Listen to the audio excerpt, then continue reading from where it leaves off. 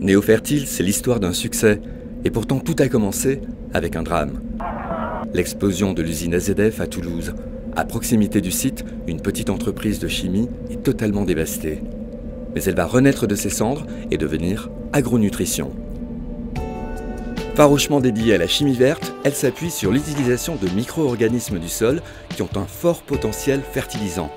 Elle applique en fait ce que la nature a mis au point depuis 400 millions d'années. En 2008, Agronutrition devient le chef de file du projet Néofertile. Et en 2011, c'est la mise en marché des premiers biofertilisants pour les agriculteurs. Avec 10% d'intrants en moins, on obtient 10% de rendement en plus. C'est de l'agriculture éco-intensive. Pour l'entreprise, aujourd'hui leader dans son domaine, ce programme innovant a été une reconnaissance de son talent et un formidable coup d'accélérateur.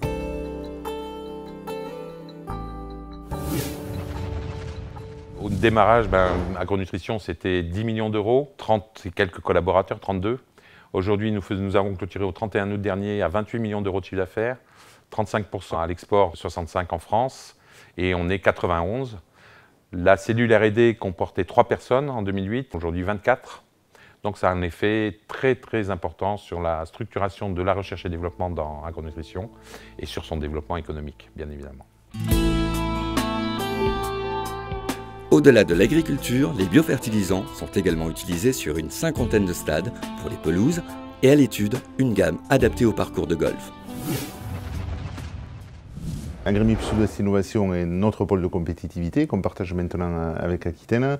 Il est important, jouit d'une bonne notoriété. Des projets comme Néofertile ont d'ailleurs pu être financés et accompagnés à travers ce pôle. Et je crois que c'est véritablement là où est-ce qu'on trouve la véritable raison d'être. Et les financements qu'on apporte à Agrimip Sud-Ouest Innovation sont tout à fait justifiés. Cet exemple l'illustre parfaitement.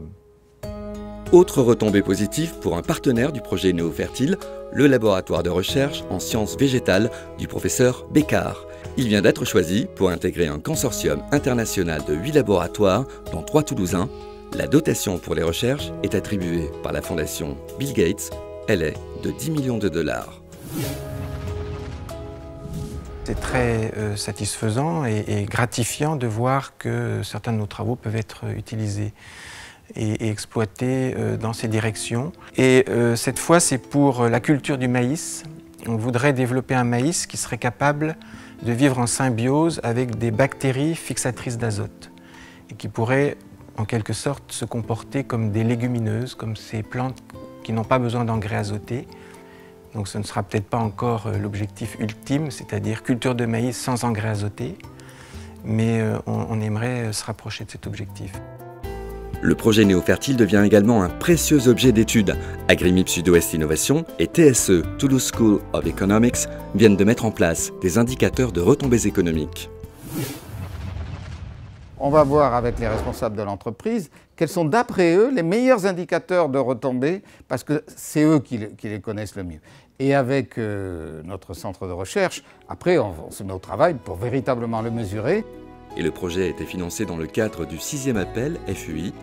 Parmi les autres partenaires, la coopérative Arteris et le LGC, laboratoire de génie chimique. Néofertile devrait donc faire école et permettre de continuer à écrire les belles lettres de l'innovation dans le monde agricole.